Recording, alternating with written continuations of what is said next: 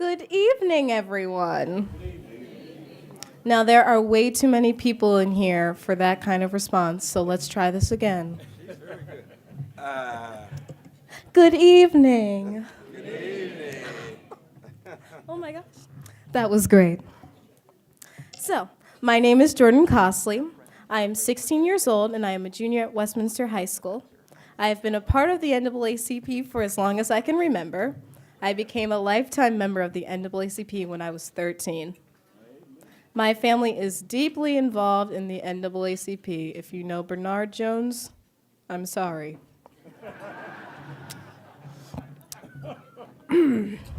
Outside of school, I am a dancer of Savage Dance Company in Sykesville. I participate in theater at my school. I'm currently playing the role of Tituba in The Crucible, so come and see it on November 8th, 9th, and 10th, as well as teaching dance for Drama Rocks. And I'm also the youth representative of Strawbridge United Methodist Church. Whoop, whoop. Amen. I also won the Youth Philanthropist of the Year award on Wednesday, so that was a great honor.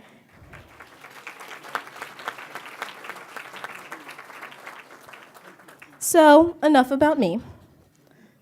Thanks for everyone for coming. I am thoroughly excited to have Dr. Freeman Rabowski speaking today.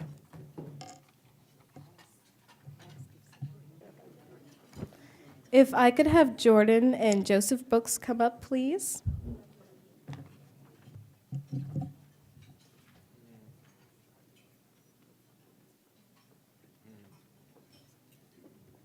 Excited?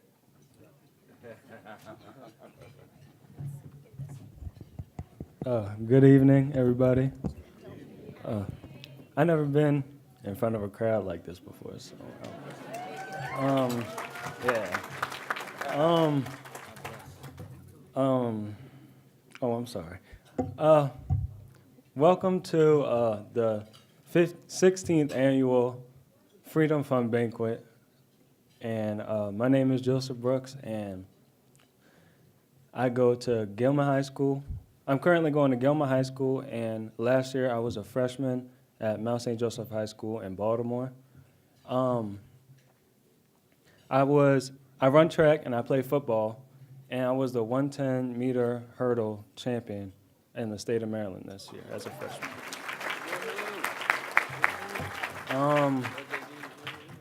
I go to Woodlawn Church of Christ on Dogwood Road in Baltimore, and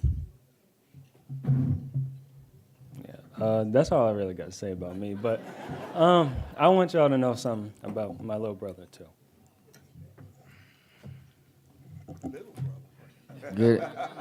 Good evening, and my name is Jordan Brooks.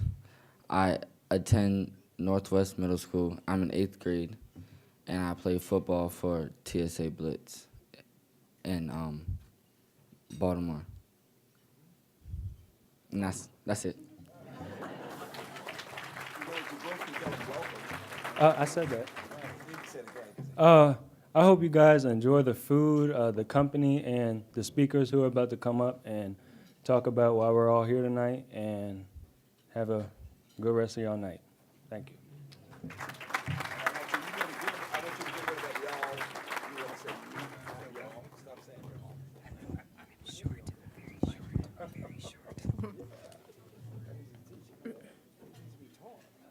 So, today's theme is empowering youth.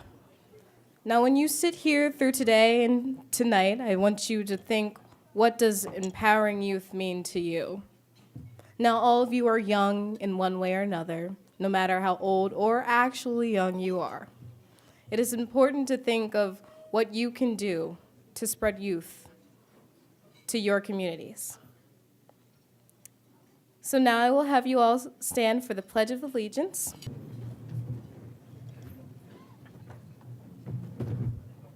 And join me in singing the national anthem. I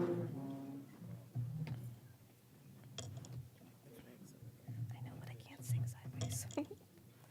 Oh, say, can you see by the dawn's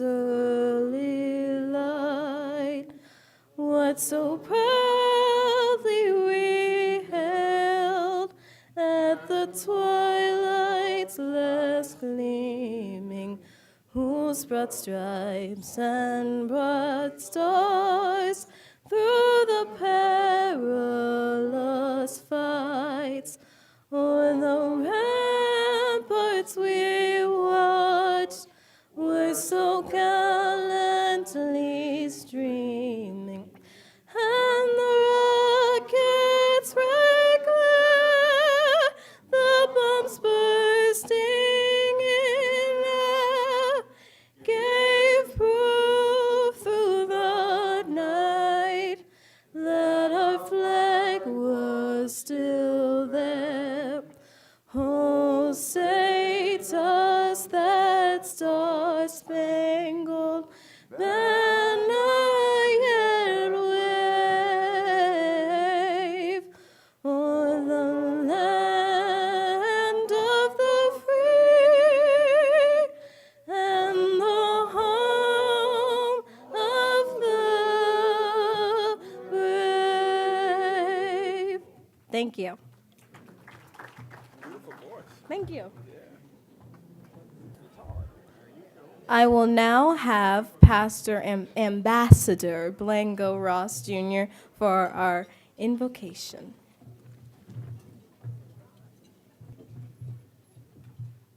Bless you. Thank you, Jordan. We give God praise for this evening. We give God praise for this gathering, and we certainly give God praise for all of you here tonight. I have it on good authority that Sister Jean Lewis has been trying for years to get Dr. Freeman Rabowski in the greater Carroll County area, and certainly to an event such as this to speak. So we want to praise God for Sister Jean's tenacity and endurance.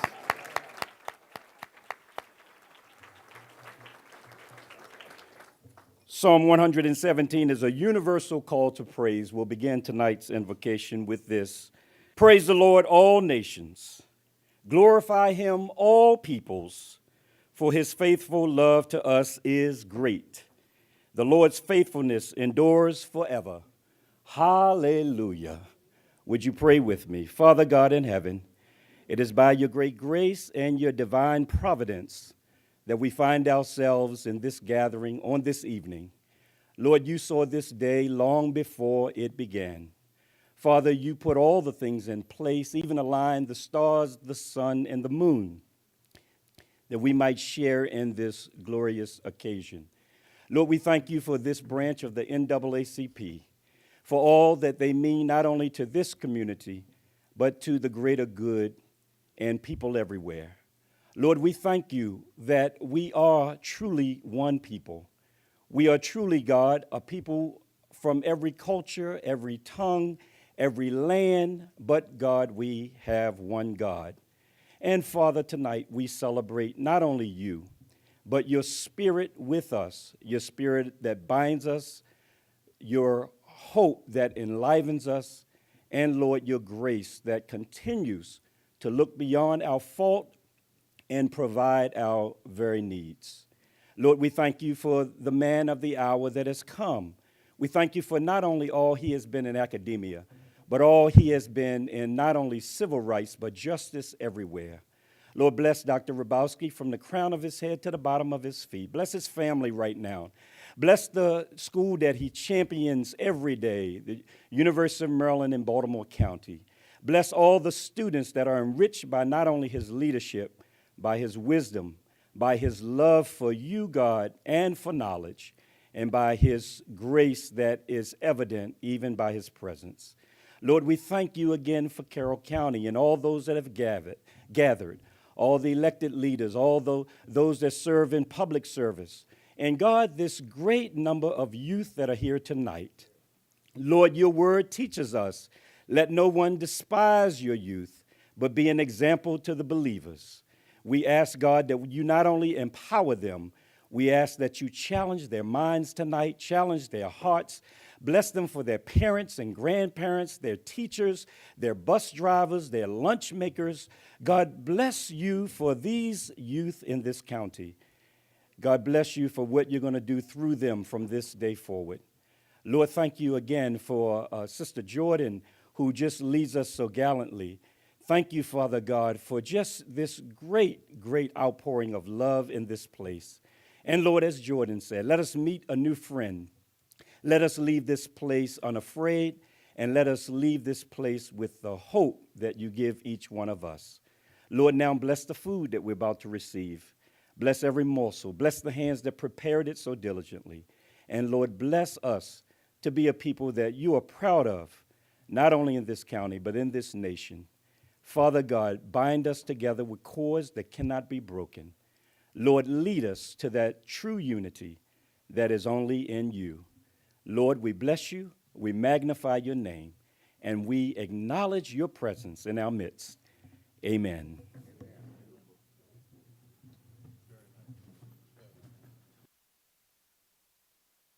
I hate to be the bearer of bad news, but I'm going to have to let you stop eating, or you're going to have to eat quietly, because I would have the pleasure of having Mr. Gerald Stansberry do our greetings.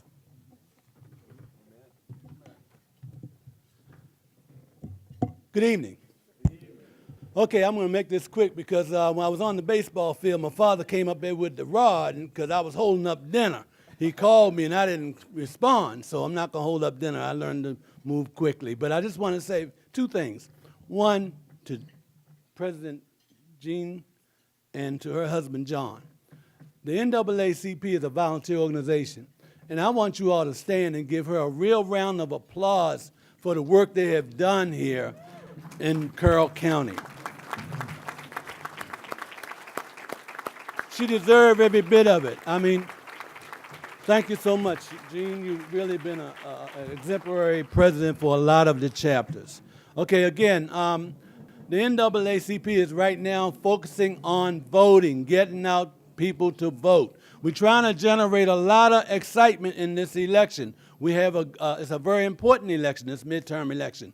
We are going to decide who's going to be the governor of this state. So we asking everyone in this room, I'm talking to the choir, you already know, but you got to dig deep. You got to dig way down and find those folks who don't understand what it means to vote, what it took to get us the opportunity to vote. So and let their voices heard. You reach down, you grab a few people who have not understood that message and give that message to them, and you continue, and you have to drag them to the poll as my father dragged me down in the house to eat my dinner. All right? So again, it's that important. Our lives depend on it. That's the only way we're going to make a change. We are the ones that can decide our destiny. So as the NAACP State Conference President of the 24 branches, that's the message we're putting out. Get people out to vote. Let them know. Call them up on the phone. Let's not talk about power. Let's not talk about that thing my daughter watches all the time. I can't even think of the name of it right now. Those kind of shows. Let's talk about getting people out to vote and how important it is. So enjoy your dinner, Jean. Again, I thank you. You really have been a marvelous president, and we love you. Thank you so much.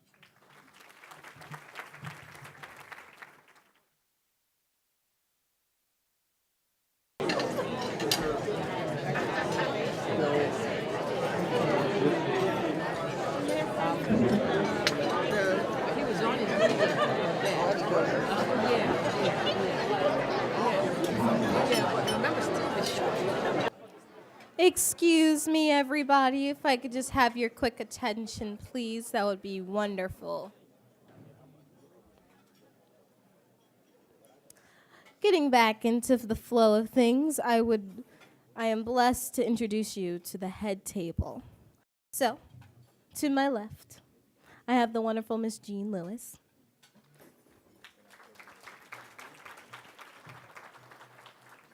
Dr. Friedman Burbowski.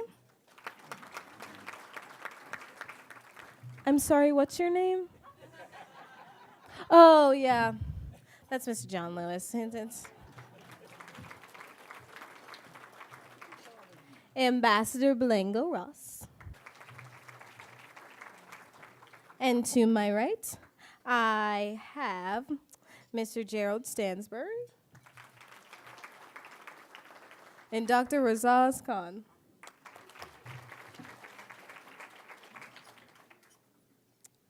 now I will have Miss Patricia Mac Preston to do an Appy Time Learning video, please. Okay.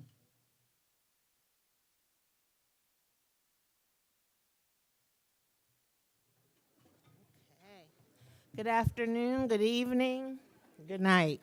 Not yet. Thank you. Good.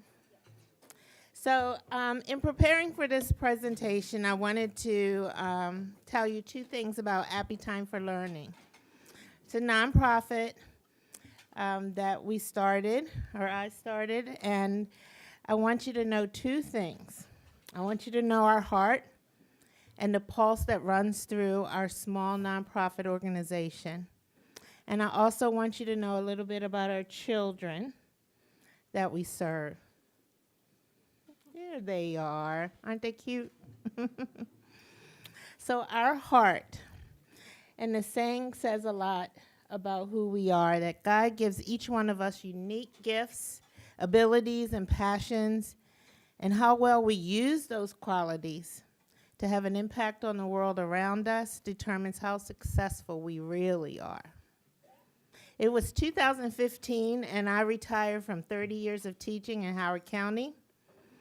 The riots in Baltimore were on the news, and I just finished a class in how to use iPads more effectively in the classroom. So putting all of that together, it was time for me to retire, and I still had my gifts, I still had my abilities, I still had my passions. I just was going to use them in a new season. So I brought 6 iPads and decided that I would be part of the solution to helping children who are growing up in poverty become successful learners. These 3 ladies that you see right there had the same vision, and we were off. So Germany Kent says, when the vision is clear, the results will appear. Keep your mindset positive as you work your plan, flourish, and always remember why you started. And that I always keep in mind. So these are our goals to get you a little bit more acquainted with our nonprofit. We help children achieve academically. We support the teachers in the classroom, and we provide enrichment activities for them. We serve right now at Marion Winterling Elementary in West Baltimore, Westminster Head Start, and this year we started at the Westminster Family Shelter. We serve about 100 children every week. We have 7 volunteers at Head Start, 5 at Marion Winterling, and 4 at the Westminster Shelter. These are our teachers at Marion Winterling and Westminster, and so we just collaborate with them. What are you working on? What do you want us to work on? And then we research the apps that meet the students' needs, and then we take them one at a time. Keep going, honey. Either on a one-on-one basis or a small group basis, and we work with them with those skills. And they love technology, as you could imagine. So they're drawn to that. They love us when we come. We're like rock stars up in there. They're calling our names. Are you going to take me? You going to take me? So they love when we come. And to tell you a little bit about our children. They are growing up in poverty. That's our focus. We focus on children who are growing up in poverty. But I'll tell you something about them. They love to learn. They love to be successful. They love being with someone they can trust and that loves them. And they love when others recognize their uniqueness, their gifts, their abilities, and their passions. They have them too, just like we do. We've had amazing beginning 4 years right now in Appy Time for Learning. So we always need volunteers. Those are our hours there. We always need money. because we're trying to increase our iPads that we're using in the classroom now, and we want to spread it to more classrooms. We're having our fundraiser, guess what? Tomorrow morning, 8 o'clock. Woo! If you see me there, I'll have some toothpicks in my eyes, keeping me awake. You can also support us by just giving classroom supplies. People have done donations, businesses have done donations to help us, because a lot of times when the children run out at the beginning of the year, then that's it. And the teachers pretty much have to try to provide for the rest of the year. You can donate books like some of you did tonight, gently used or new books. And a lot of schools in Carroll County and Howard County have done book drives for us, so we're very thankful for that. You can organize treat bags. So fall, winter, Valentine's Day, they love those kinds of things. You can also come, we have STEM Day once a year. We have Hour of Code Day, which is computer science. We use that with our iPads with the children. We have some robotics that we use as well. We have artists in residence, and we had last year for our first time our planting day. So we went out and beautified the schools and the areas around there. And then you can always help us with our summer break backpacks. Because, you know, when it is summertime, a lot of times the children do lose what they've gained during the year. So we try to give them backpacks with all kinds of fun activities in them. That's our information, and I'd be happy to talk with anybody afterwards. Thank you very much.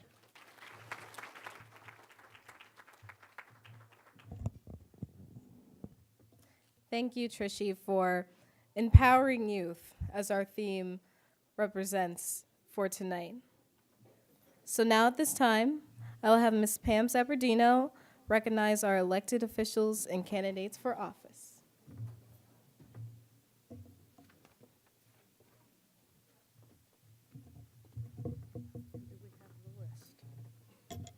Okay, so here we have the list. I hope it's complete.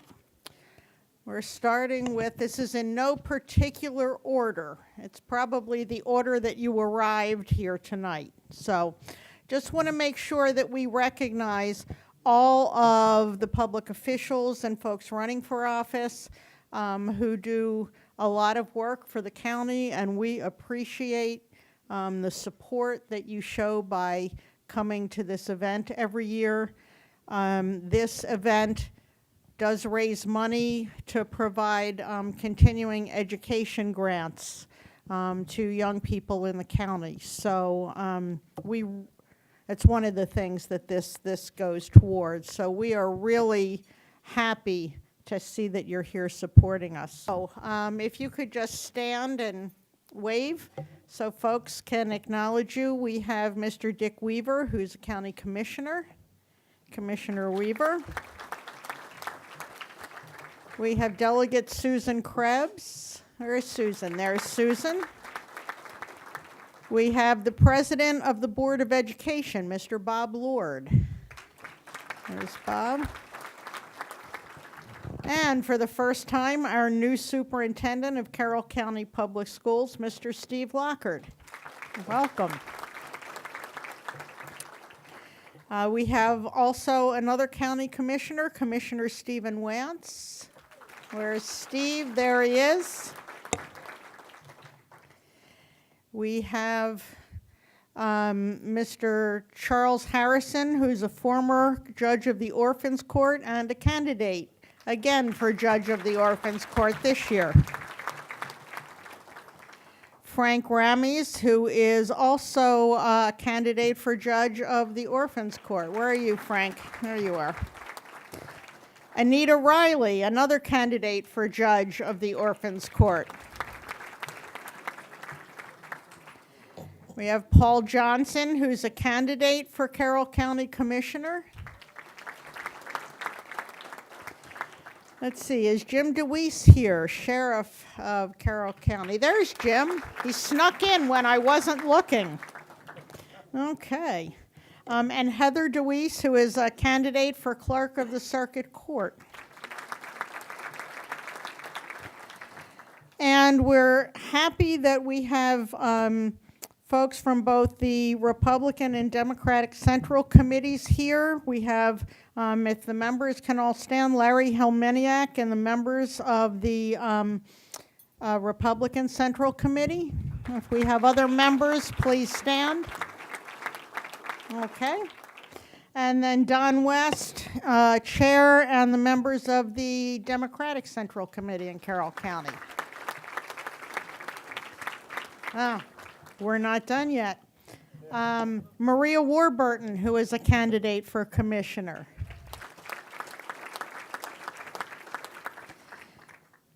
We have a number of school board candidates here. Patricia Dorsey is with us. Mr. Bob Lord, who is running again. And Tyra Battaglia is here. I believe I saw her earlier. There she is. Let's see. Oh, Steve Lockhart got on my list twice. That must be because you're brand new, Steve. We have the Executive Director of the Community Media Center, Richard Turner, with us. Thank you for your support and that you give us by filming. Current members of the school board. Bob Lord, you're going to get tired of standing up. Marcia Herbert and Virginia Harrison are all here. We have Audrey Simino, who is the Executive Director of the Community Foundation of Carroll County. Audrey is over there. And we also have the soon-to-be retiring Director of the Public Library, Lynne Wheeler, with us. So if Lynne would like to stand up, we're going to miss you, Lynne. And we have Miss Emily Schenk, who is a candidate for delegate.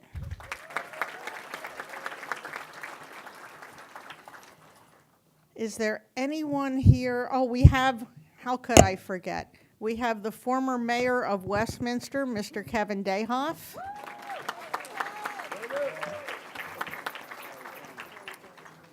And we have Mr. Perry Jones, who is mayor of Union Bridge and a former commissioner. Okay, we're all up here scanning. Is there any?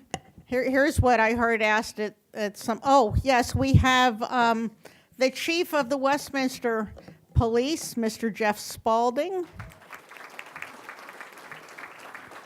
Boy, I was sitting with him. I can't believe I forgot that. Oh, well, I guess I don't get this job next year. I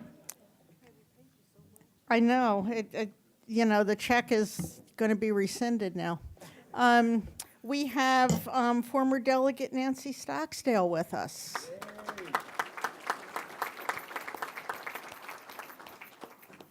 So now I guess the question is there anybody important here that I left out? So that means I now need to name everybody in the room, right? No, seriously, anybody running for office or holding elective office that we didn't get on our list, that you slipped past our eagle eyes. We have Miss Diane Foster. She's hidden behind the candelabra from Mayor Pro Tem, City of Tawnytown. Sorry, Diane, the light of the candelabra obliterated you from my vision. Anyone else? Okay, I think we may have gotten everyone. If not, please come up and yell at me later. But we really do appreciate the support. As you can see, we have folks, we're a nonpartisan organization, and we have folks from all sides of the political spectrum here, and we really do appreciate that. It's so critical for the NAACP to have this kind of support. And every year I stand up here and this crowd just keeps getting bigger. and we greatly appreciate that support. So thank you all very, very much.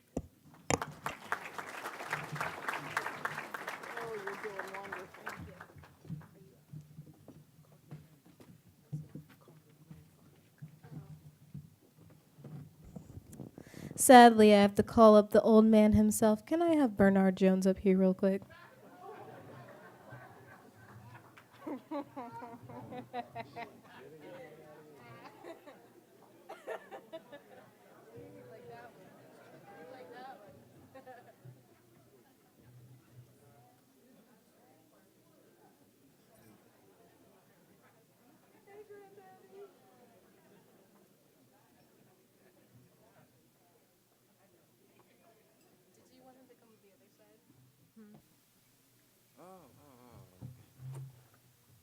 Forgive me, I'm old. But I'm good looking.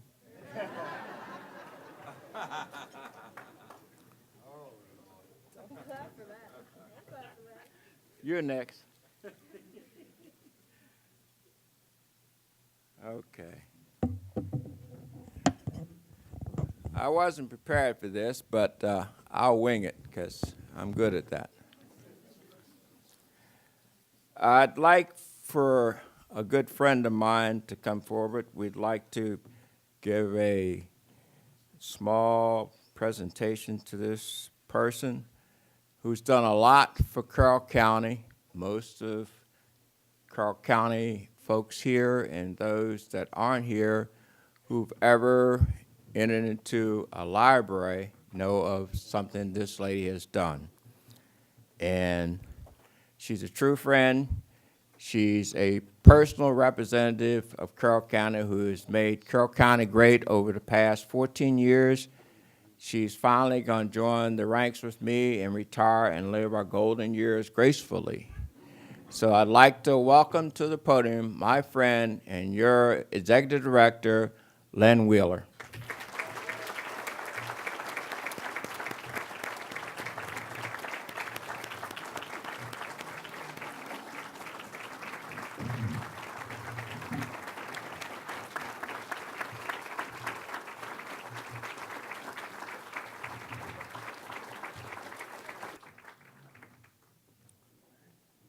So I won't read this because she's had one of these earlier this week, but all of you from Carroll County know what she's done for Carroll County as the executive director for the past 14 years, how the library has grown, how they have their own headquarters in New Windsor, the new library in Finksburg, and we could go on and on.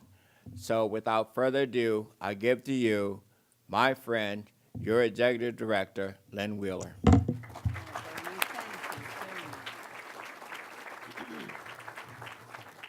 Thank you all very, very much. I'm truly very honored. It has been a great blessing and delight to work in Carroll County and get to know so many fabulous people. And again, the things that we have done are only possible because of the support we get from the county, the commissioners, the staff, the wonderful partners. Working together, we've achieved a lot. And this is a great honor, and I'm very, very thankful. Thanks so much.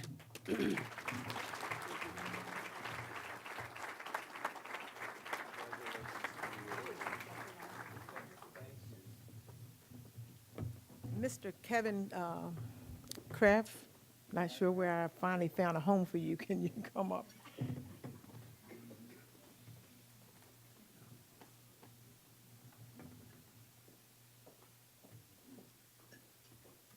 While he's coming up, could the Knights of Columbus stand and your representative come up? While he's making his way up here, there is, next to Wawa off of 140, there is a historically black cemetery there. And one of our members had taken care of it for years, and then he became ill and had to have his leg amputated. So there was some neglect that was taking place there. And we were all asking each other, who's mowing the grass? who's caring for this cemetery because it looked beautiful. We find out later the Knights of Columbus of St. Bartholomew was doing that. They saw the need, they addressed the need. They knew no one that was buried there. So back in May, Memorial Weekend, working with the church that cemetery belonged to, Union Memorial Baptist Church, and the Knights, and the Community Foundation, NAACP, and several other organizations, that cemetery was rededicated. It was established in December 21st, 1876, by 6 U.S. Army veterans because they wanted a place for the black people to be buried, well, colored as we were called in that time in the county. So we just want to thank you for all that you have done. They asked for no funds. They just went ahead and did that. So it was a pleasure meeting all of you and working with you, especially Dan, on this cemetery project. Okay. We're honored. Thank you. Thank you so very much. We appreciate it.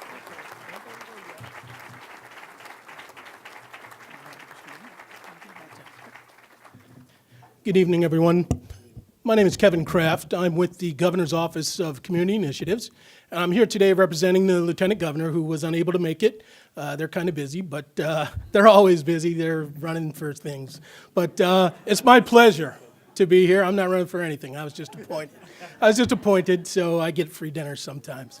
But thank you all for being here. And my purpose, or one of the purposes for me being here, is to recognize the Knights of Columbus and for the wonderful job they've done. I have a governor's citation here. I'm going to read it real quickly. It is State of Maryland, Governor of the State of Maryland to Knights of Columbus, St. Bartholomew Council, number 9127. Greetings. Be it known that on behalf of the citizens of this state, in recognition of your commitment to the founding principles of charity, unity, fraternity, and patriotism, as evidenced by your efforts to maintain the historic Ellsworth Cemetery that was created by Union Army veterans in 1876 to serve as a burial ground for, quote, the colored residents of Westminster, unquote. For this particular act, among many others that have strengthened the sense of community in Carroll County, we are pleased to confer upon you this governor's citation. Thank you very much.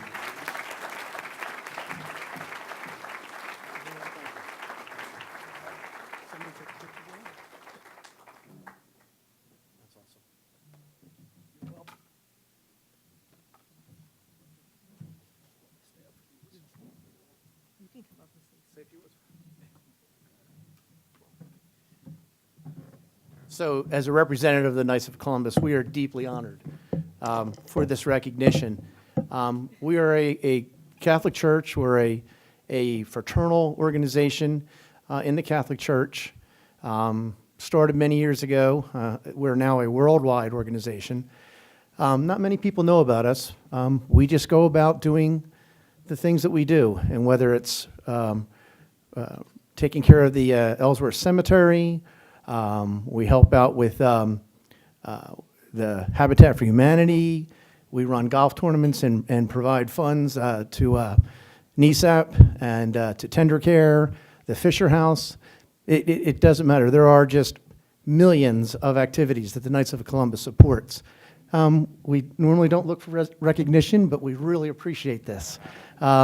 It's a great group of men, and as was noted, you know, the unity, the charity, the fraternity, the fellowship, patriotism, that's what we're all about. So thank you all very much.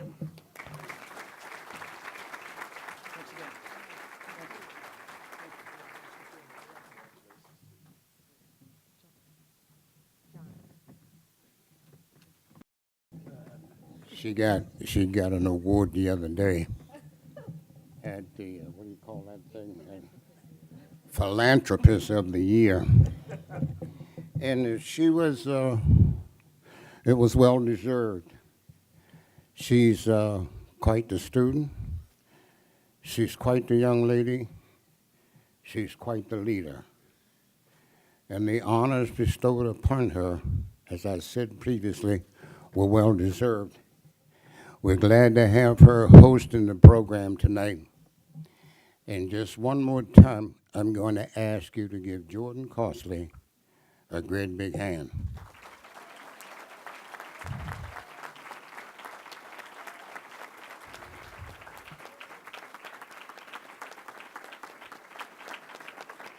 I am going to give out an award that is related to education.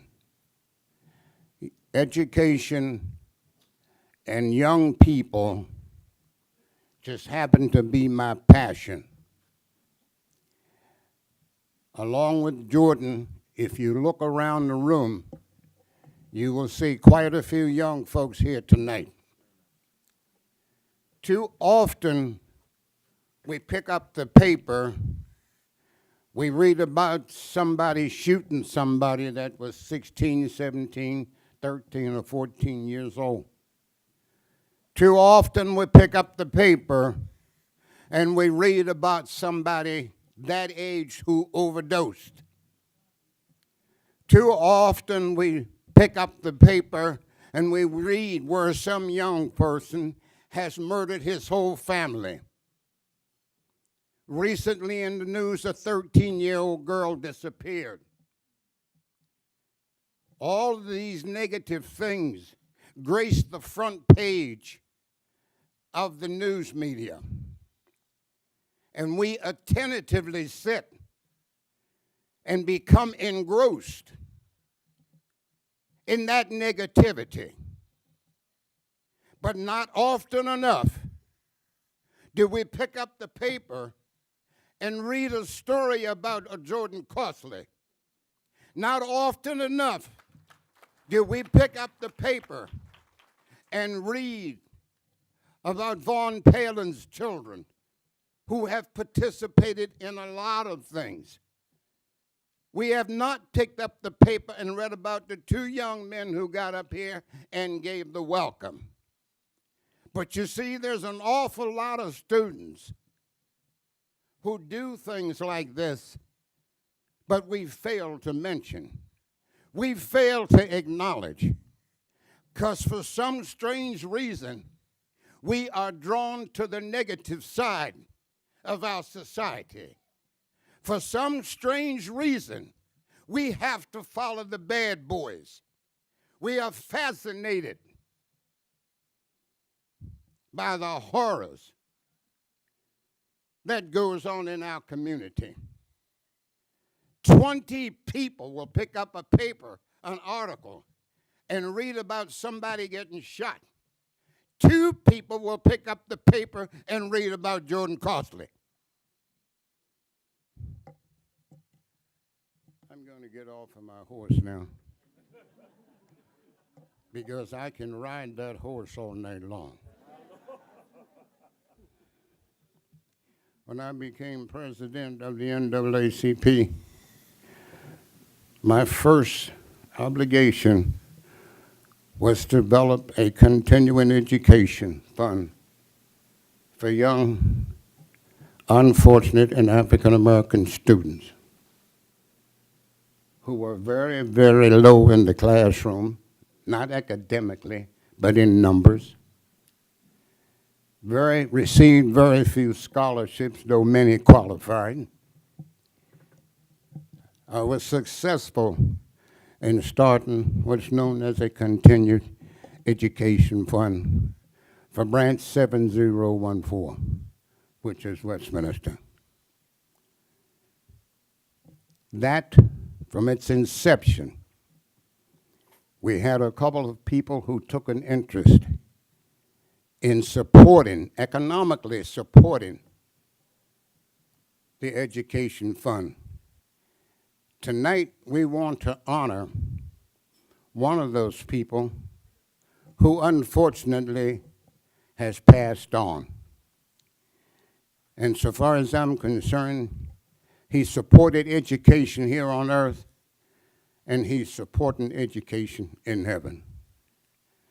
I want to call upon, and I don't know their names, But I want to call upon the sons of Douglas E. Metz. Would you come forward, please? You know, every year we can rely financially on Doug Metz and his wife, Sidney Powell, to support our continuing education fund. And we're given to understand, even though he has passed on, that support will continue. And we hope that in the future, along with their support and the efforts of the branch, that we can give not just one, but as we did this past year, we gave two. We give out one for the outstanding student, and we gave another to the student that we felt didn't have all A's, didn't have all B's, didn't have a 4.0, but that student had the effort, the desire. And so we supported that student, and we hope we can continue to do so in the future. Gentlemen, it is on behalf of the Carroll County branch of the NAACP that we would like to present to you, in honor of your father, Douglas E. Metz, this token of our appreciation for all of his services, financially and otherwise, to this organization's education fund. Thank you, sir.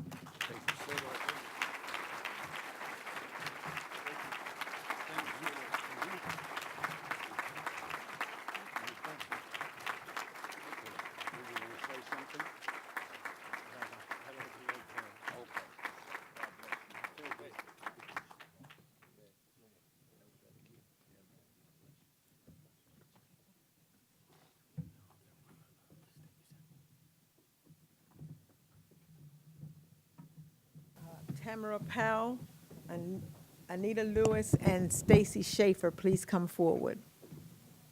While they're coming, I just want to tell you there's part of their story. Tamara and Anita, their grandparents, after slavery, established a Freeman Bureau School in Union Bridge. And that school, also there was a church, and that took place 1867, right after slavery. And it went on to 1997. Well, there was a congregation out of, a Methodist congregation out of Delaware, and they wanted to take that property. And these young ladies said, not on your life.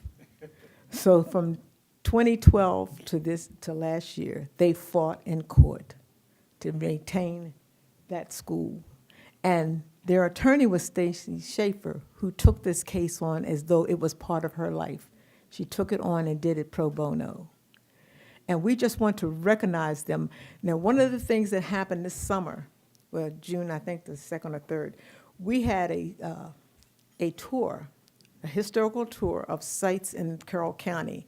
And we took that tour, and we went to several places in the county, and we went up to that church building and got the history of that, and we also went to the school. And it was so exciting. Everyone who went on that tour have raved about how well that tour was done and how these ladies had maintained that church building. So we just want to give you an award for what you have done, all three of you, to take care of this, and their husbands, because it was a 2-year fight. And it's really good to know that they were able to maintain that. So that historical part of the county belongs to them. So it was indeed in trust to them. Thank you.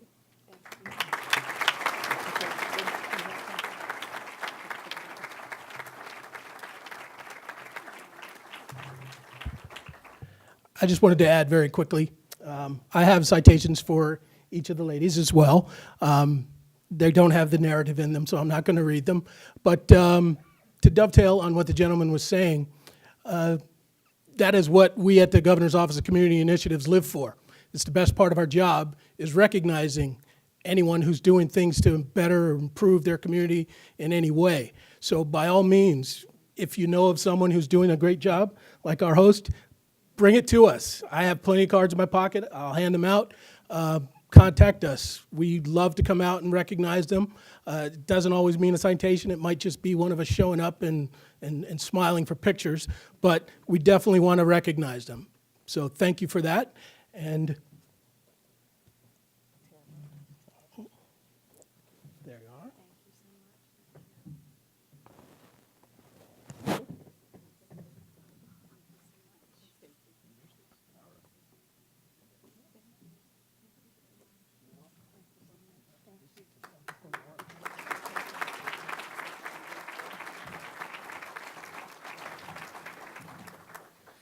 I'm going to be brief. I just want to say that it is an honor and a pleasure to be here amongst all of you tonight, and I want to thank you, Madam President, for this honor and recognizing Bowens Chapel and School.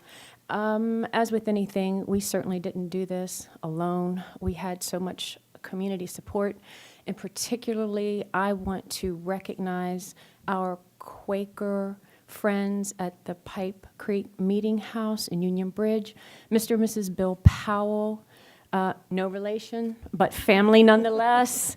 They signed on to the lawsuit, as did Jim Rao of the Union Bridge Area Heritage Committee. Who signs up for a lawsuit? Who does that? But they did, and they did it. And it just shows their character and their commitment to what is right and what is just. And I am just so grateful. And I also want to express my heartfelt thanks and gratitude to Stacy Schaefer and Schaefer Law, I get choked up when I think about her, of Westminster, Maryland. I am proud and honored to share the stage with you. She was relentless. She was persistent. She was determined. And without her and without all of our friends that supported us, we wouldn't be standing here tonight in this victory that we are being honored for tonight. And I'm just so grateful. And last but certainly not least, I want to thank and recognize my husband, Mike. Mike loves Bowens. Mike loves Bowens. Mike has been mowing and whacking those weeds up there for since, I don't know, 2010. He replaces broken windows and siding, and the place gets power washed, and the reason it looks so beautiful is because of Mike's love and commitment to the church, and I'm just so happy for your support and just so grateful to you. I thank you.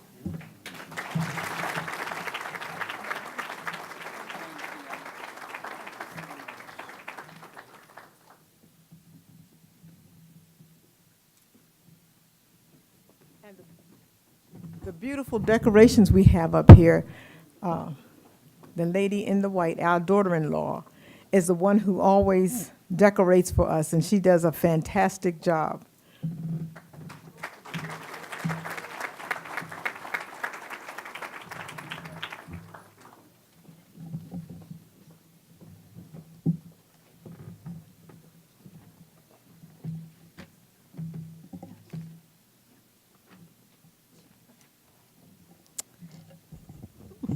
People.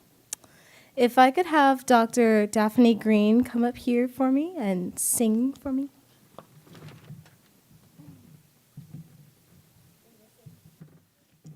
Okay. First, giving honor to God. At this time, everyone can participate. And you, will you please stand when we sing the Negro National Anthem? Lift every voice and sing, and may I direct you to the projector. Sing real loud so you won't have to hear me. I can't see it.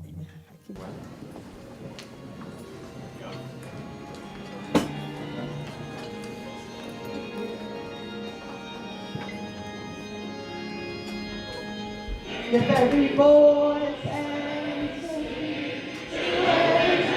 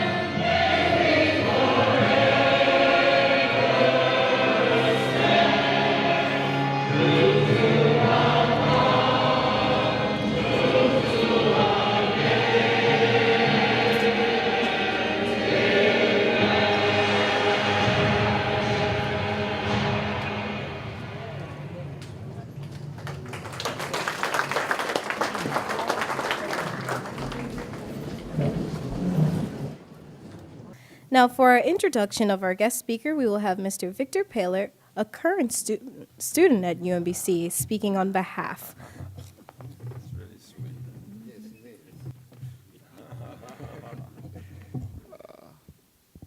Good evening, everyone.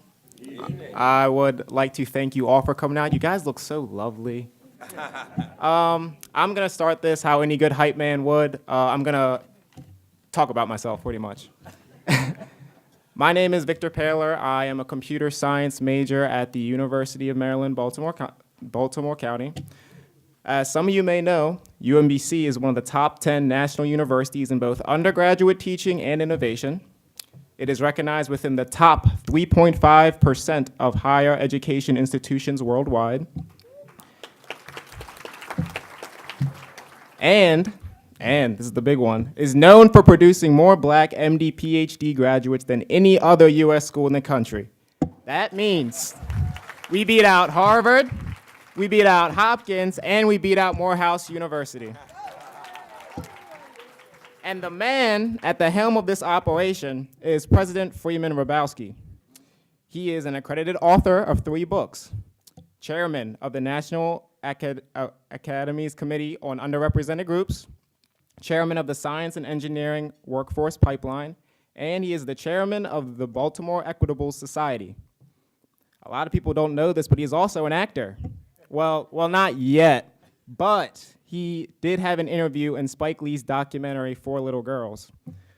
Upon discussing his experiences and participation in the civil rights marches, he had stated, "Even as a child, I had the opportunity to have an impact on my own future." This statement continues to hold true as he has made an impact as a child and continues to make an impact on the lives of others everywhere. I am grateful to be one of those individuals who President Hrabowski has had an impact on.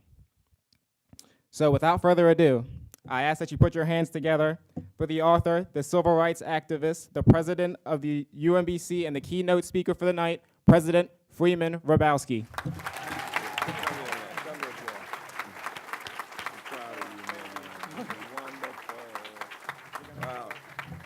Victor is a B+ student in computer science at UMBC.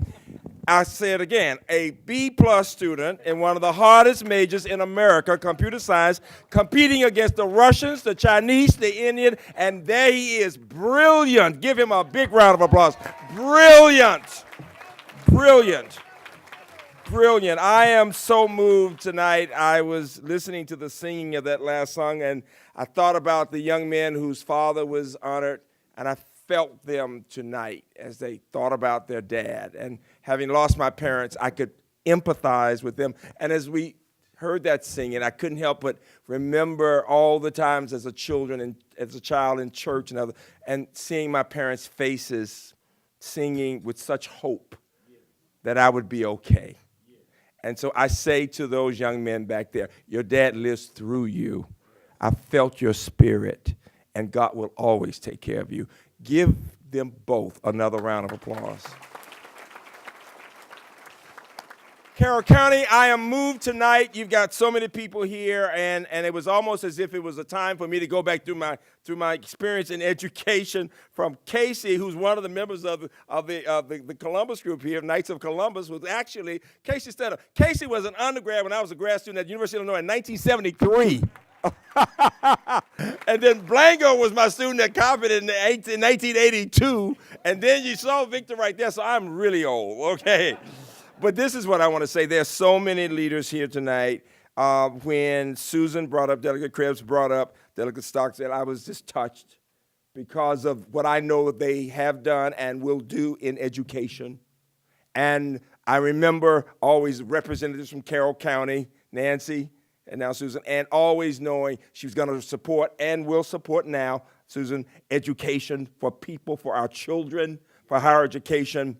And while I've been here several times and have such respect for your schools, for your community college, tonight is so special in America because there are few places in our country where I might go and look into the faces of people from every possible avenue, from elected officials to police officers to superintendents to librarians to ministers, and you name it. and of all races. If only America could come to Carroll County and want to be like you. And want to be like, give me a big round of applause for Carroll County. You know, I say about my friends, I am a Democrat, but I grew up with Condi Rice, for example, and Alma Vivian Powell, and we have always said, quite frankly, we may be in different parties, but we love each other because we are Americans. Americans, all right?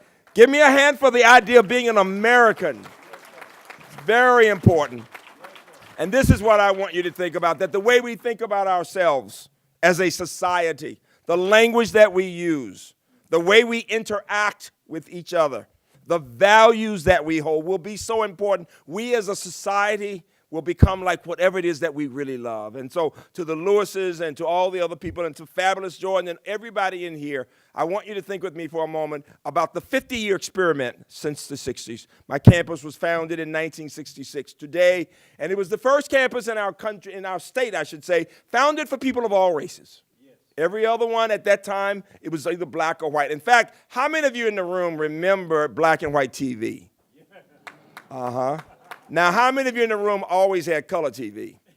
Young people, if you always had color, that's disgusting. I want you to know that. But the world was so much simpler in many ways. But I tell you that for this reason. I went to jail as a child. Young people, raise your hand if you're under 25. Let me see who you are. Give NAACP a big round of applause for empowering young people to speak and to be here tonight in our community.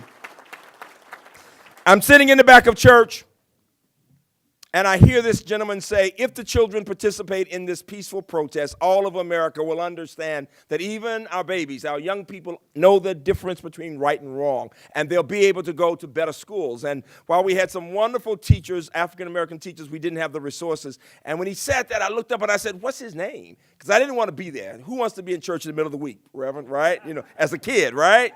And my parents have placated me with the two things I love most, math and eating. I was getting smarter and fatter all the time. Eating M&Ms, the good kind with the peanuts. You know what I'm talking about, right? So I'm doing my little algebra, and he said that. And I said, who is that guy? And they said his name was Reverend Martin Luther King.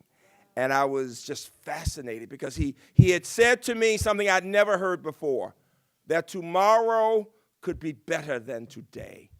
That it wouldn't be always that I had to go through the back door or couldn't drink out of a water fountain or I had to get the hand-me-down books after the white kids had used them for years. And while my parents could have bought my books, I couldn't be different, so we had these torn-up books. And who wants that? So all of a sudden I said when I got home, I got to go. He wants me to march. And my parents looked at me and said, absolutely not. And I said to them, you know, you made me go. I didn't want to go. You told me to listen. I kind of listened. And now I want to do what he says, and you won't let me. You guys are hypocrites. At that time, young people, you did not tell your parents they were hypocrites. You did not. Go to your room, boy.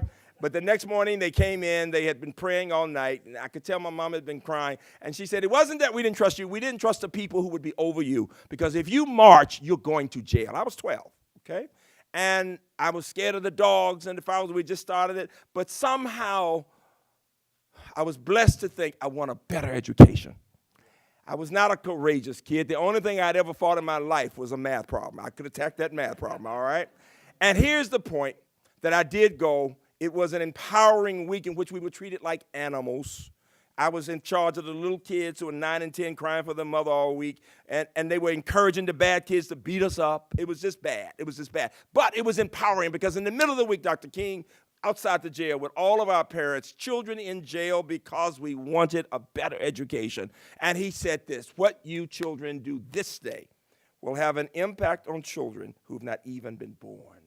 And there was profundity in that, and I saw my parents trying not to cry.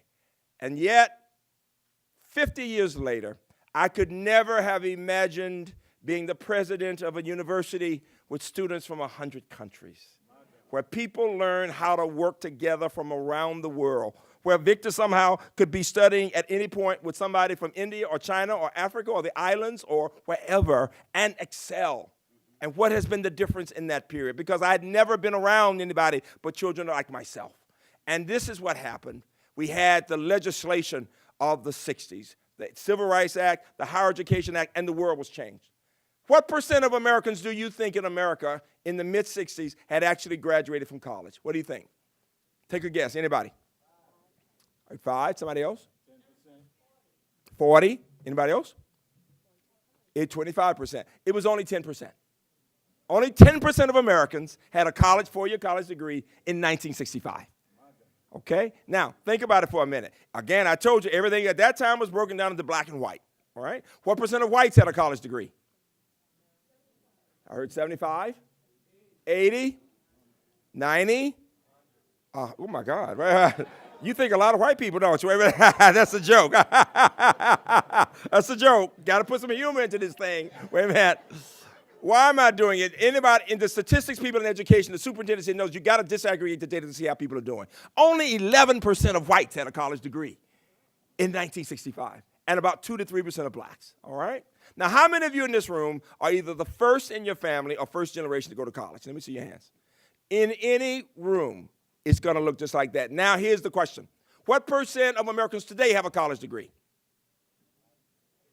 I heard 50%, 60%, 80. It's only 30% today. Now, what percent of whites? Well, now you're getting right. Now you're moving in the right direction, right, man? That's a smart man over there. Wait a minute. He's a smart guesser. It's only 38%. 38%. And for blacks, it's about 22%. What's the fastest growing group in our country? Hispanics, right? Or Latinx, as we say now. And they are about 15%. Native Americans are below that. What is the best educated group in our country? Asians, exactly, about 55%. Okay? Because many of them come to grad school here, and then their children are here. What am I saying? You put it together, 2/3 of American families in 2018 have never had anyone graduate from college, from a 4-year college. Okay? And today we want to think about our 2-year institutions because you can get great jobs from those, and our 4-year institutions. You put them together, though, if you put the AA and the bachelor's together, you're still just in the 40s. Now, why do I tell you that? In the 60s, even when people started going to college, the probability of a child from the bottom quarter economically of any race graduating from college was only under 10%. Today, it's still not even 15%. And so the challenge we face as I go around the world looking at education, talking about education, is that while we have been for so long the best educated society in America, the fact is that when you get beyond those in their 40s, we have fallen back to position number 12. And the challenge we face is to help more of our children to get that 2-year or that 4-year degree because it's difficult to make a living, as you know, without some post-secondary education. And so what are the 2 things I want you to think about? Number 1 is this. The skills that are most important for everybody, for the families in here, for the children, for the educators, for the elected officials. Number 1 skill, I've taught math 40 years. The number 1 skill, reading and thinking. Reading and thinking. If you teach a child to read well, she will always be. You can never take it from her.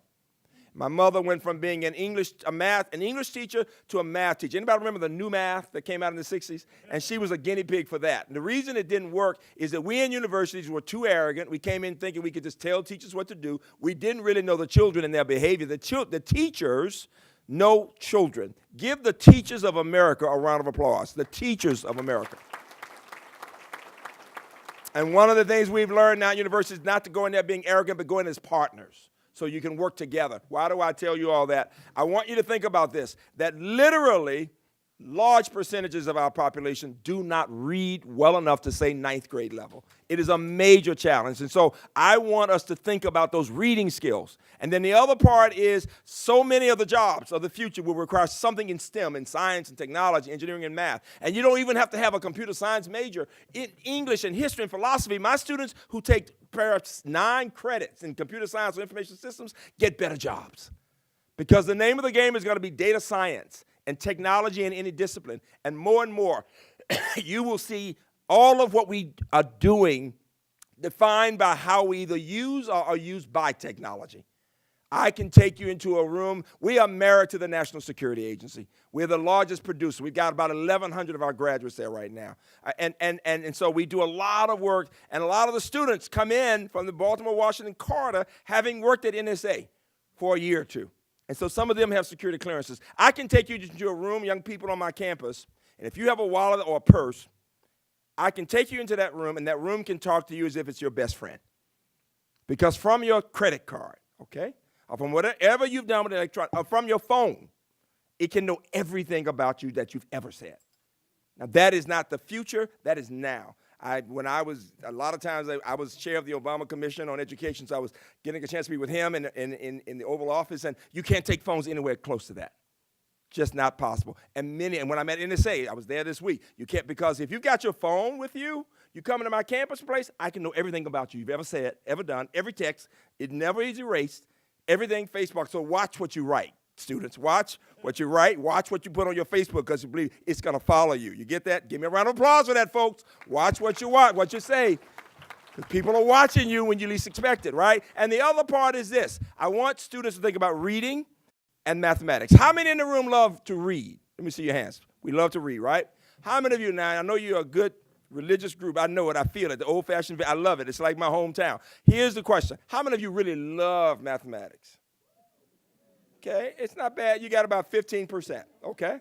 All right, now at UMBC, Victor will tell you math rocks. It rocks. Do you hear me? I mean, when we had the basketball game, you know what basketball game I'm talking about. Give us a hand for beating UVA. Give us a hand for that. Give us a hand for that. Very nice. Very nice. But here's the deal. 2 of those basketball players had 4.0s. All right, 4.0s. And when the reporter said to one kid, "What are you going to do now?" and he said, "I got to go back to my room and study for a test." Is that nice? And the other kid looks with tears in his eyes and he says, "We stand on the shoulders of the chess team." Is that not nice, right? Because we're always in the Final Four. Give me a round for chess and the importance of brain power is what I want you to think about.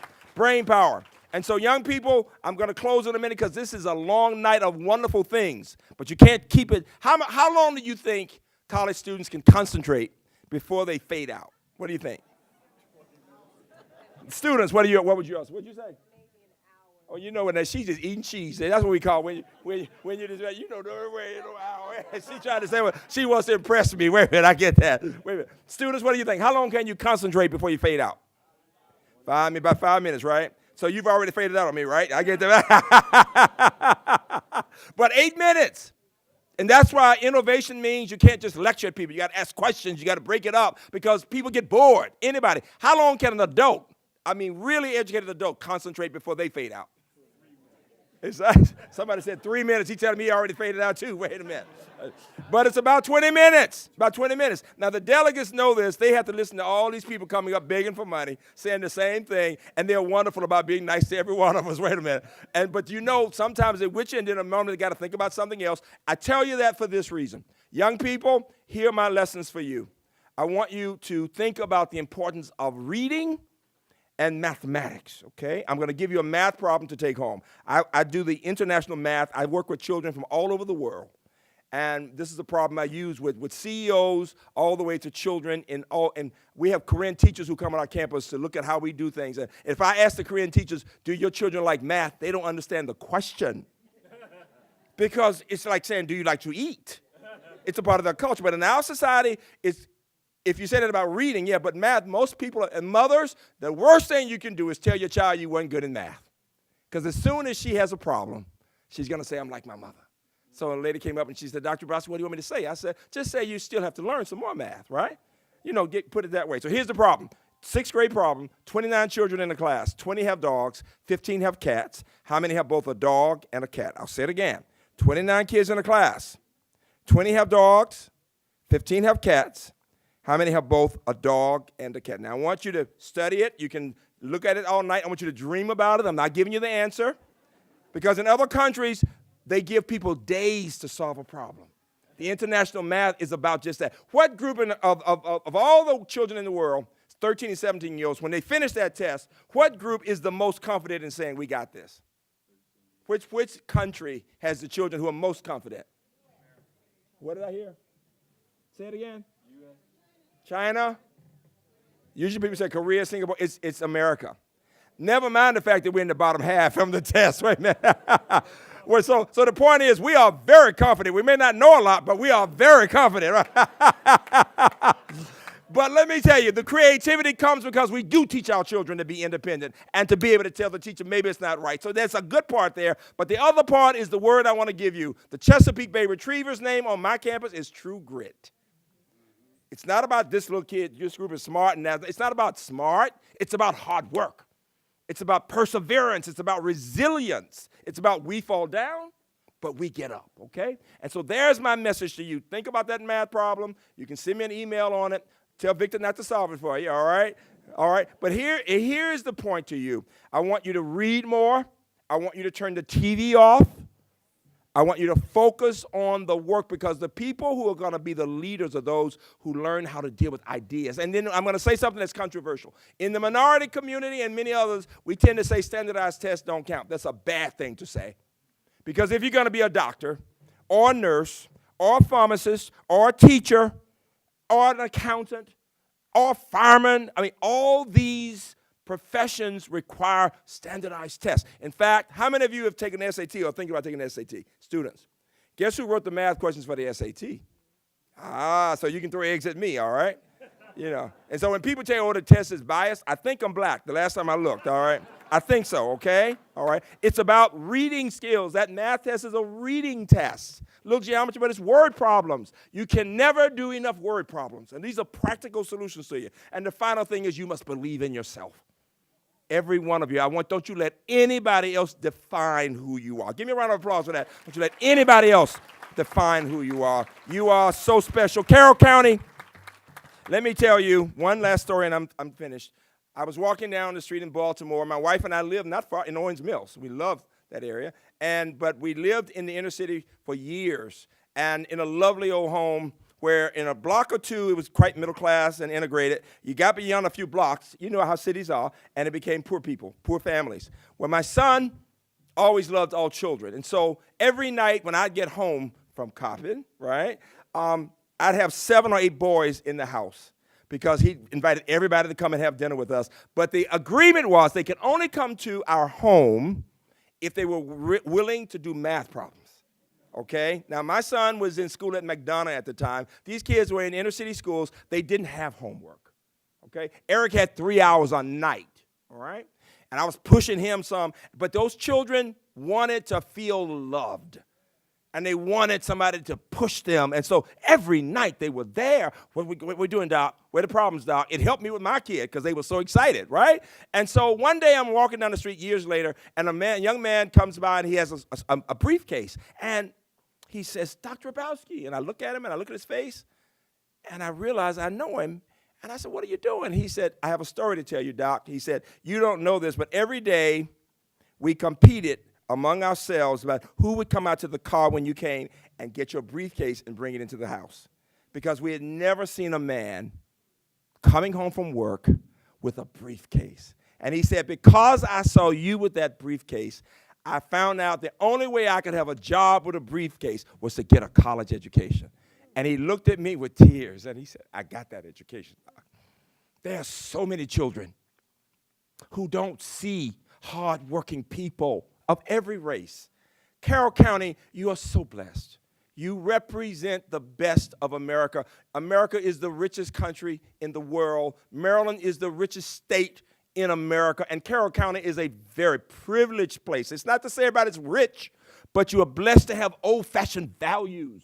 You're blessed to be able to say we can get along across the races, across the parties, and we will come together and support the NAACP because it's helping people. And I challenge you to remember that of those to whom much is given, much is required. God bless you all. Watch your thoughts. They become your words. Watch your words. They become your actions. Watch your actions. They become your habits. Watch your habits. They become your character. Students, Victor's heard me say this. Your character has everything to do with who you are when you don't think anybody can see you. When your mama's not there, what will you do? Okay? You hear that head, you hear somebody in your head saying, don't do it, right? Thoughts become words, words become actions, actions become habits, habits become character, character becomes destiny, dreams, and values. God bless you, Carroll County. Thank you so much. You were excellent, Jordan. Excellent. Thanks.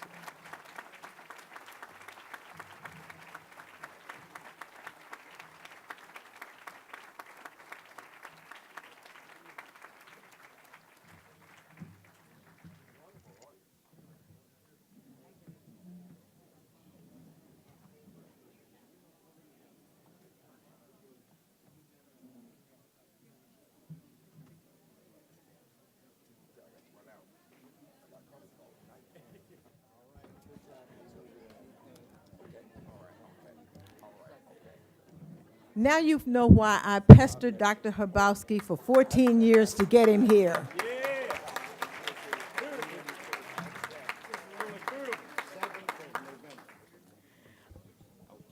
Dr. Hrabowski, I really want to thank you for coming and speaking with us. When I called your office, they said there wouldn't be a fee, and I was like, oh, isn't that wonderful? So, I'm expensive out of state, but not in state. All right. so I have a little bundle here for you. One of the small book on the top, the gentleman who wrote this is 97 years old. Wonderful. And he grew up in Eldersburg, and it's the title of the book is In Carrie's Footsteps. So he told about, and it's a signed copy. Yeah, oh, beautiful. So Thank you very much. we have that for you, and Strawbridge Church with membership along that wall over there. The gentleman that wrote the book, Melvin Smith. Melvin Smith, it's a book from him, and a little token that you can take your wife to dinner. Thank you all very much. Thank you. Through the years, I had heard Dr. Hrabowski speak at the state NAACP conferences, and I was determined, persistent, that we would get him to be part of us. I thought, and he, at one point he was at you were at the Carroll Community College. Right. The Media Center had you there. That's right. And I just thank you for what you talked about with the education, because it's something that we need. And I'm just so grateful for all the young people that were able to come and be a part of this program this evening. And they were listening, too. They stuck with me.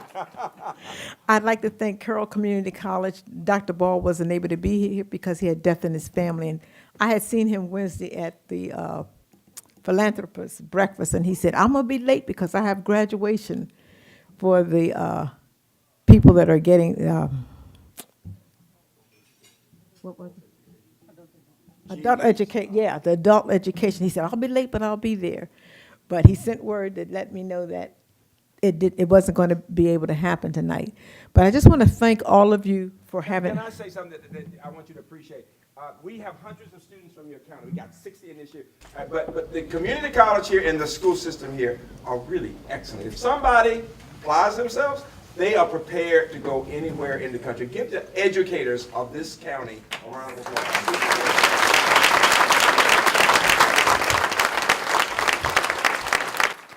And that's something that we like to hear. Although we go and sit at those board meetings, sometimes I think I'm never going to get out of there.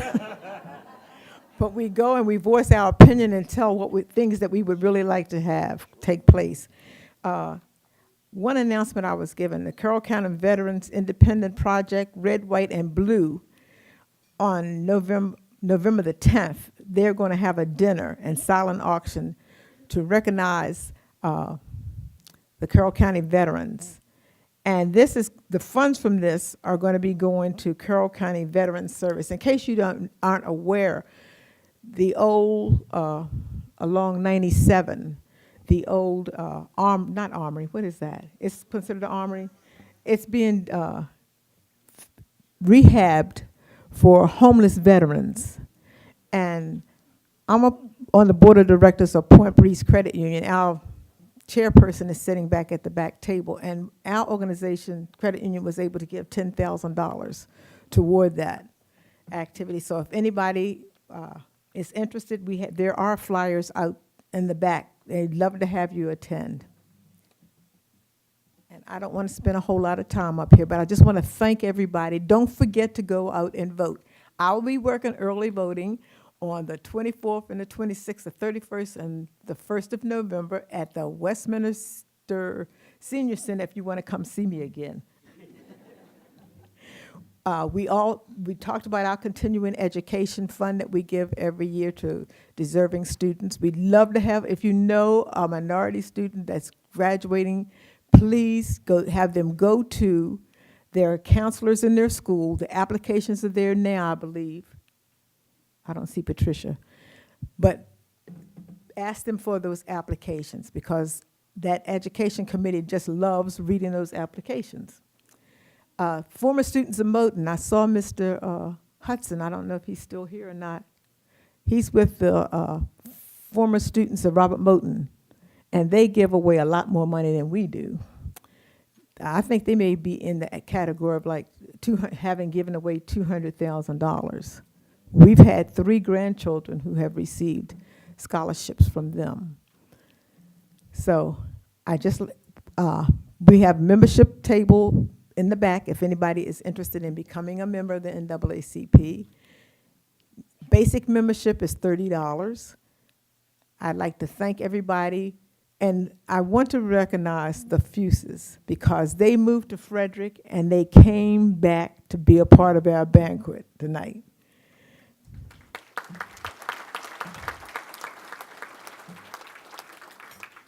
And I mainly want to just thank everybody for coming. We really enjoyed. I hope you had a good time. Our next activity we will have will be January the 19th. It's our Dr. King breakfast. And at that time, we honor students who have achieved in the county. And for our honorees tonight, we just thank you for all that you have given to us as a community. It's really been nice. Thank you. Good night. Oh, no, I'm sorry. That's not it. I missed Dr. Khan.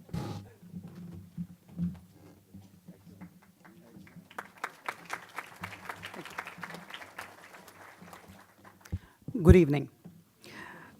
Most of you who are in attendance know me from different hats I wear. Some of you know me from Carroll Community College.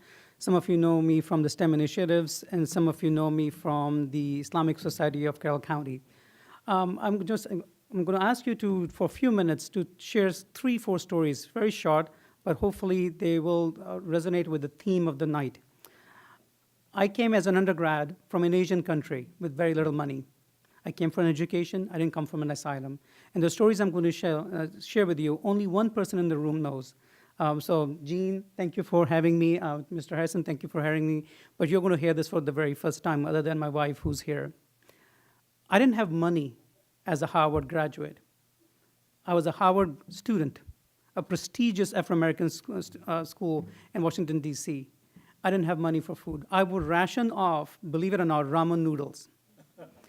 I share that with you because of 2 reasons. One, my father didn't get the education beyond 3rd grade. He doesn't know how to read and write. So he would send me audio tapes. And in the audio tape, he would always end with what I'm going to end my presentation with. Fast forward, 1994, I had the pleasure of meeting Nelson Mandela. I was a student leader at Howard on ramen noodles, meeting one of the most prominent leaders of our time. It was an honor. At that meeting, I fumbled, and I told him, I don't know if I can do this. And I was telling Gerald that I was doing chemistry. And I fumbled because I told him, I don't have money. And as soon as I said that, I was going to expect a response. And this is the theme of the Empowering Youth. I expected a response, you don't have money, and I have been in jail all these years and fighting for what I believe, and you are here, your parents, and everything else. He didn't. He said, what if I sit with you for 25 minutes more? I was 19 or 20 years old that time. And I knew his next meeting was with the president of the country. He was at Howard, and he had to go out on the Pennsylvania Avenue and meet the president. And I remember the Secret Service saying to him, sir, you are on a timeline, and you have to meet the president. And he said no. He sat with me. We talked. After 25 minutes, he said, dare you never give up. I never did. I got my bachelor's, I got my PhD. Believe it or not, no funding, all by myself. That's one story I share, not of me, but of Nelson Mandela.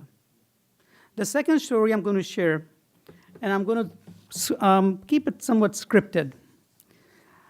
This is about a young boy who was not that strong, stood in front of a commissioner who was well known for attack dogs in the 60s. So I'm going back. I wasn't born then. He stood up, and the commissioner looked at him, the same commissioner who had dogs and fire hoses at his command. And this young boy was marching just for the rights in the 60s. And the commissioner asked him, "What do you want, little N-word?" The boy looked at him and said, "Sir, we want to kneel and pray." The commissioner spat in his face, and the little young boy was thrown in the police van. I don't have the time to tell you what happened in there. Fast forward a few years, that young boy, who was no longer a young boy, got a call from his mom. And the mom had some tears in his eyes. He could feel that. And he said, that young boy said, "Why are you so sad? That man was awful to us." Her response was, "He was someone's child." The mom's point was that he acted, that the commissioner acted as he did because he was raised. Now I'm going to read a quote by that young boy, but that young boy is in the room. I want you to look around and figure out who that young boy is. Any thoughts? Would the young boy stand, please?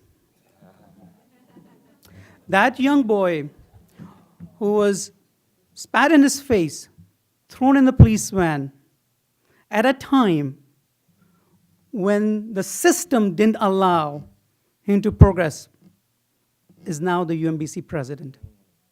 But I want to not just end there with my second story.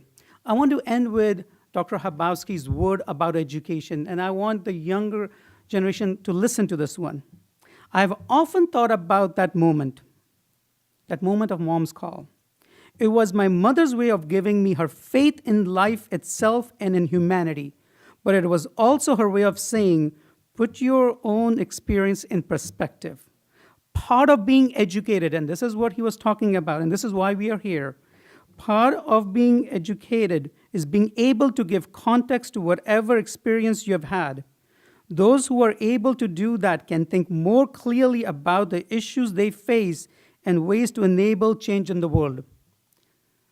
My last story. I'm quite known in the county. I get to meet a lot of people, and people think I'm energized, excited, or whatever, but I do get tired. Recently, there was a huge statewide STEM event. At the conclusion of that event, or during that event, I dived. I said, I'm done. I just cannot do this. I don't know if it is worth it. I'm trying to get our college students, both at the 2-year, across the state, to get energized for STEM education, which is my passion. So is ours, and so is everything else, but STEM is mine. And I just didn't know that if I could do it one more time. It was my 4th year of doing it.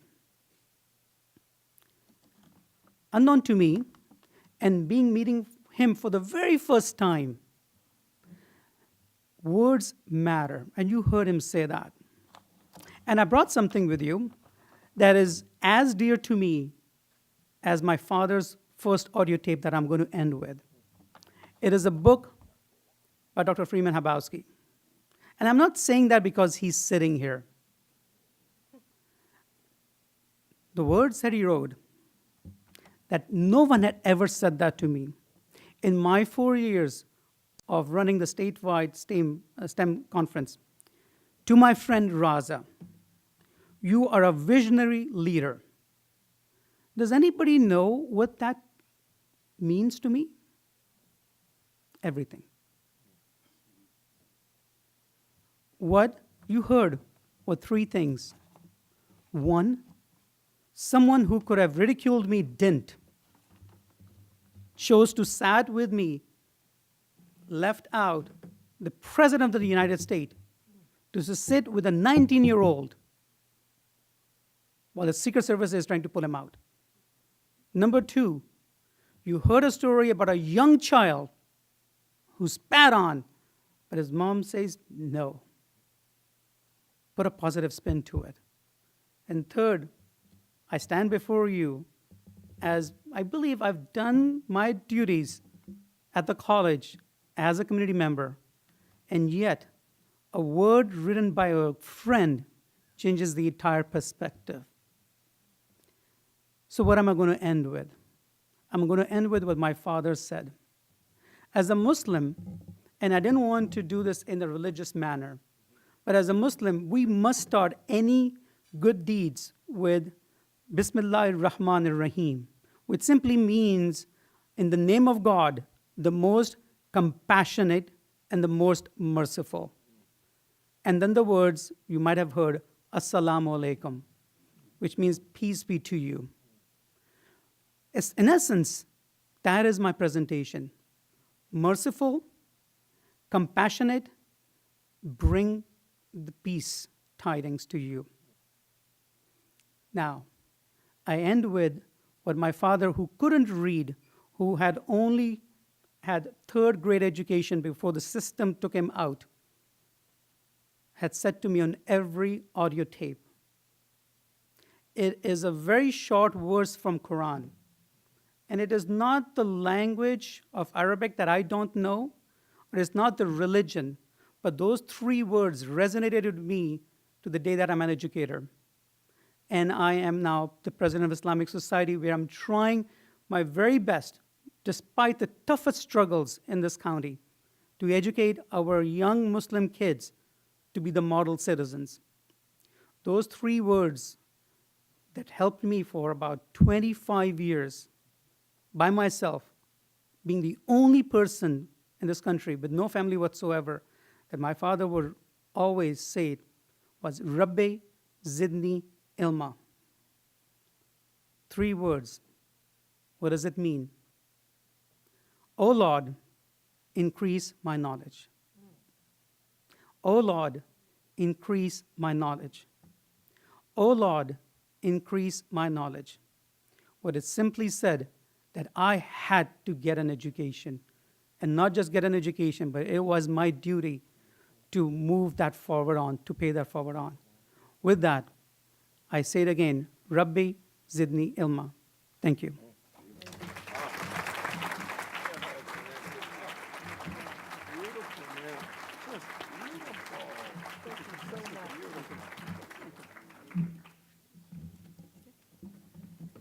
That brings our program to a close this evening. We just want to thank everybody who came. We hope you enjoyed, and we look forward to seeing you in January and again next year. We're not sure who we're going to have, but I'm sure there'll be somebody sweet. Thank you. Give me a hug.